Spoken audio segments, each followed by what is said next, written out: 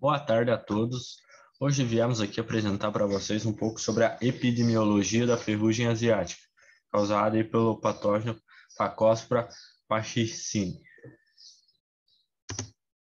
Um pouco do histórico. Essa doença, os primeiros relatos são na Ásia, no Japão, em 1902. No Brasil, ela veio aparecer nas safras de 2000 2001, ali no Paraná, que veio do Paraguai essa doença. Então, os danos da produtividade naqueles anos chegaram a 30% a 80%, aí pela falta de conhecimento da doença e a baixa tecnificação. Então, essa doença aí se tornou pandêmica. Aí tem em todos os lugares do mundo praticamente. No Brasil, em todo o Brasil se encontra atualmente essa doença. Então, no Brasil, o custo médio aí anual por safra é de 2,8 bilhões de dólares. Um pouco, então, da classificação. Ela faz parte do grupo dos basidiomicetos, aí da ordem das uredinales. Então, o gênero Pacospora aí entre esse gênero, a espécie que mais causa dano e a mais prejudicial na agricultura é a Pachyrhizis, que é a causadora dessa ferrugem da soja. Então, ele é um fungo biotrófico, que depende aí de tecido vegetal para sobrevivência. Então, no caso, aí entra muitas espécies, mais de 90 espécies, entre elas aí plantas voluntárias e hospedeiros secundários. E entre esses esporos que vêm dessas plantas, temos aí os esporos, principalmente o uredosporo.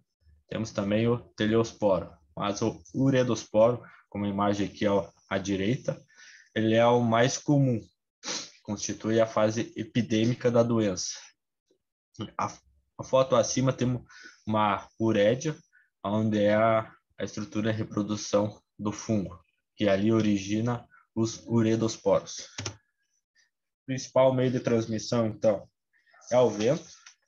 O vento aí, esse esporo pode viajar a longa distância, chegou a atravessar o Atlântico, para nós ter ideia. Então, aí, com um clima adequado, ainda agradável, como tempestades, ele é o ideal para ele se proliferar. Por quê? Porque as temperaturas assim ideais para ele se proliferar, ser transmitido e até mesmo para inoculação, é entre 15 e 28 graus Celsius. Aí para germinação dele, inoculação na planta, necessário um molhamento foliar no mínimo de 6 horas. O ideal é que seja de 10 a 12 horas. Então, necessitando de um período de umas 10 horas de um tempo assim escuro a nublado. Em 1 ou 2 horas, o fungo infecta a planta. Então, a radiação solar, a luz ultravioleta, inibe o esporo. Aí, 5 horas, ele já inibe a ação do esporo. Então, esse esporo já na folha ocorre uma penetração direta pela cutícula, diferente de outros patógenos, até mesmo algumas ferrugens, que é necessário aberturas naturais, como o estômago ou até mesmo ferimentos. Então, falar um pouco do processo infeccioso. O processo infeccioso se inicia aí, então, quando o esporo entra em contato com a folha, e tem todas aquelas condições ali. Então, o uredosporo, ele germina e produzindo o tubo germinativo, que cresce através da folha até a formação do apressório. O apressório, então, inicia a penetração aí pela epiderme, pela cutícula da planta. E após essa penetração, o micélio cresce dentro do tecido vegetal, sugando assim o conteúdo celular das células, através dos austórios. E a finalização da colonização ocorre, então, com a estrutura de reprodução rompendo o tecido. Assim, ocorrendo, então, a estrutura reprodutiva aqui é a urédia, que essa estrutura, então, inicia a produção dos uredosporos, que seriam os esporos que infectam as demais plantas. Aqui trouxemos um vídeo didático, explicativo sobre esse processo. Vamos passar para vocês.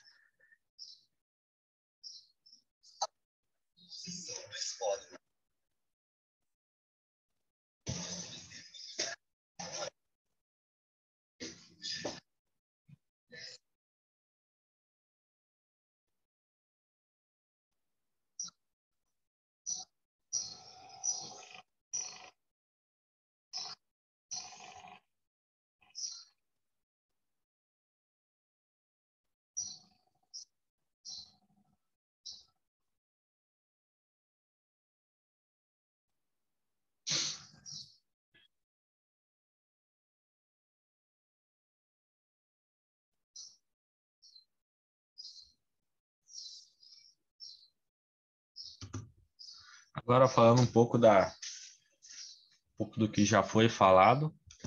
Então temos aqui a fonte de inóculo primário, seria sempre, na maioria das vezes, na verdade, plantas voluntárias, ou até mesmo a soja de inverno, entre safra, soja irrigada, ou outros hospedeiros, outras plantas. E aí, quando começa o cultivo da soja, ocorre o ano todo ocorre, mas na época de plantio ali, crescimento, ocorre essa proliferação, disseminação de esporos pelo vento, e dando condições de o esporo se fixando em cima da folha, ele inicia o processo infeccioso aí, a germinação, penetração e o parasitismo da planta. Isso tendo as condições adequadas. O período crítico, com as horas de molhamento, aí 10 horas, temperaturas média, 15, 28 graus, e sem a presença de luz ultravioleta. Seria a condição ideal. Após, então, esse processo, em 6 a 10 dias, ocorre o aparecimento dos sintomas, principalmente casos urédios, na fase abaxial da folha, onde esse processo começa a esporulação.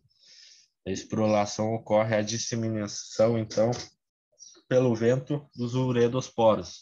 Essas uredes têm a capacidade de, segundo alguns dados da Embrapa, até 3.000 esporos, produção, um período de até 20 dias.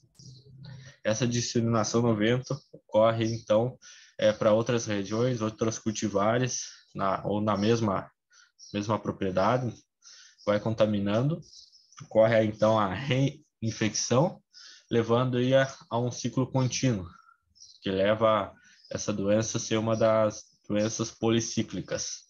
E no final do cultivo ali, com a morte das plantas, não ocorrer um tratamento também, levar um dano elevado.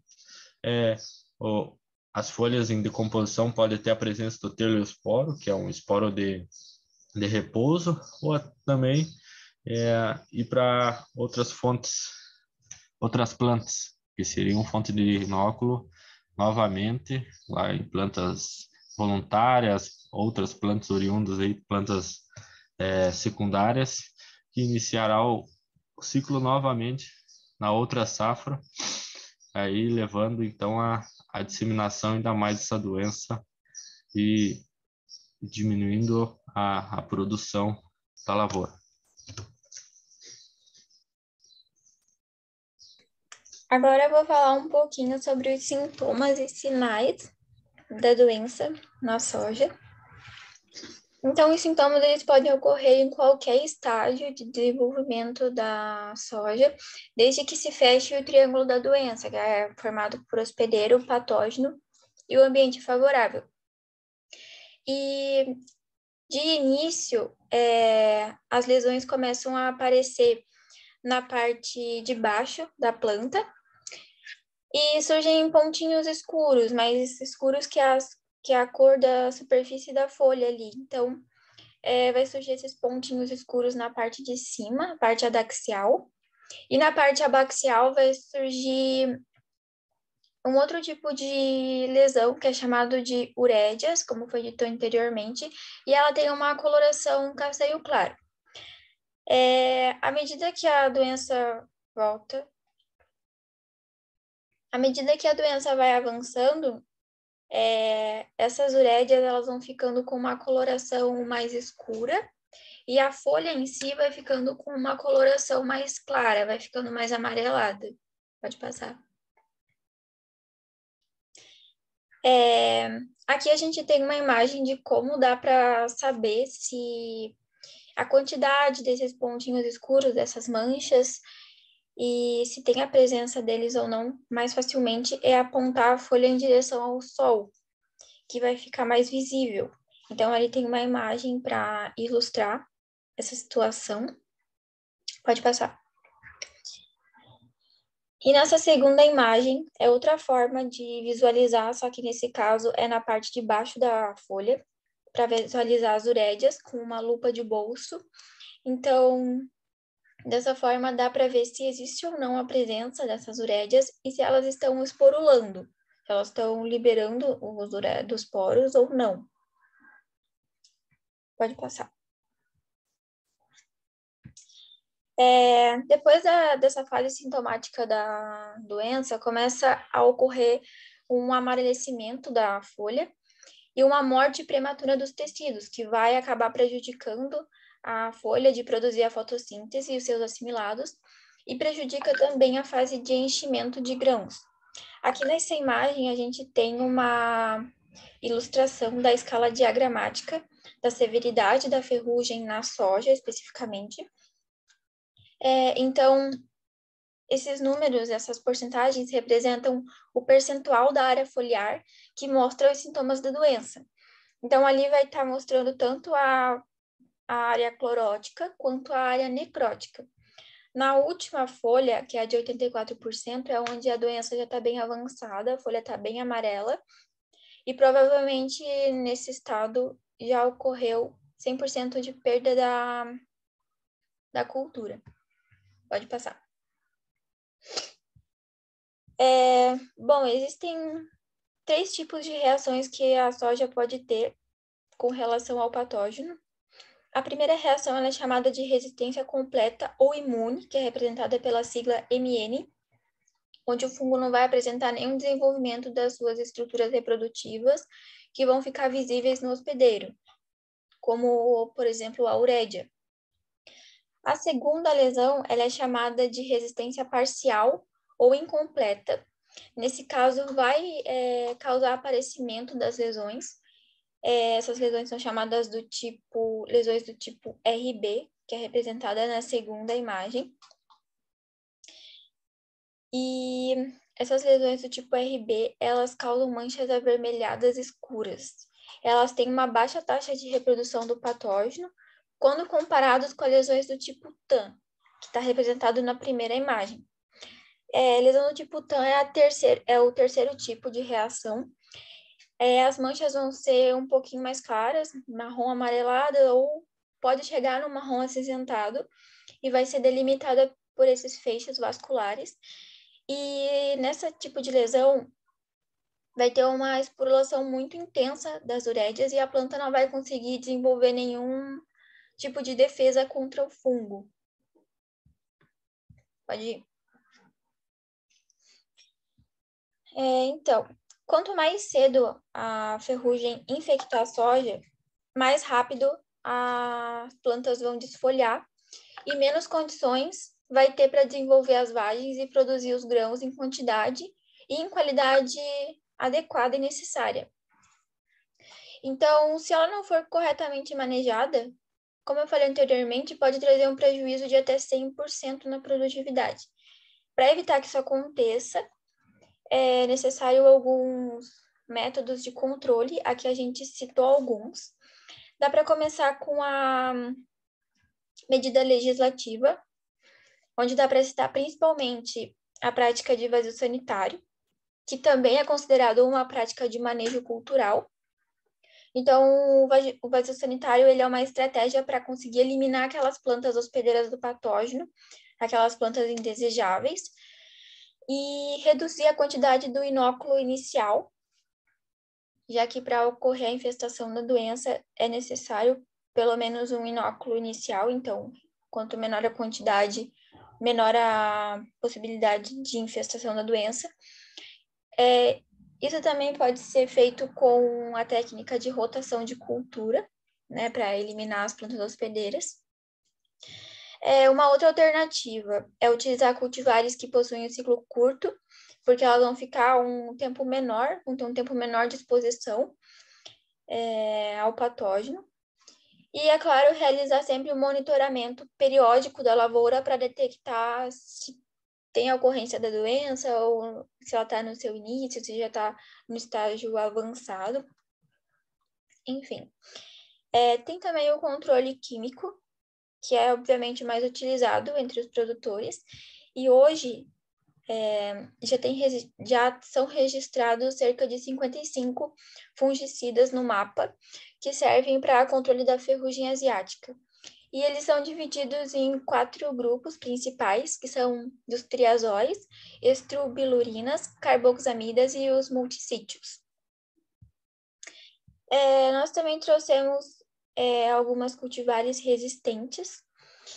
A primeira que a gente tem aqui é uma cultivar que está entrando no mercado ainda. Ela foi desenvolvida pela Embrapa, em parceria com a Fundação Meridional. E ela agrega a tecnologia Shield, que é uma linha de cultivar que apresenta genes resistentes à ferrugem asiática, juntamente com a tecnologia Block, que ela, além de ser resistente à doença, ela é tolerante ao ataque de percevejo. Já foi realizado alguns testes experimentais a campo, e em alguns casos, essa cultivar ela dispensou o uso de fungicidas e inseticidas para percevejo e ferrugem, mas não que vai eliminar completamente o uso desses produtos. Pode passar. A outra cultivar resistente que a gente trouxe também foi desenvolvida pela Embrapa, em parceria com a Fundação Meridional, e é a cultivar BRS 511. Ela possui um diferencial que é atrasar o avanço da doença no campo e promover uma maior estabilidade da produção quando as condições climáticas não forem favoráveis para a aplicação de fungicida. Então, essa cultivar, a BRS, ela não é imune, mas ela permite que a soja tenha uma melhor convivência com a doença quando em campo. Então, para não ocorrer a infestação da doença, é necessário adotar ainda aquelas técnicas de controle, né? O vazio sanitário, a semeadura no início da época recomendada, utilizar cultivar de ciclo curto e as cultivares resistentes. É importante ressaltar também que essas cultivares, tanto a BRS 511 quanto a BRS 539, elas são consideradas cultivares que apresentam lesões do tipo RB que eu mostrei anteriormente, que são aquelas que vai reduzir a multiplicação do fungo. Já aquelas cultivares que são mais suscetíveis à doença, elas vão apresentar lesões do tipo TAN, que vai ter uma alta esporulação do fungo pelas urédias. Pode passar. Então, era isso. Espero que tenha dado para entender. E muito obrigada.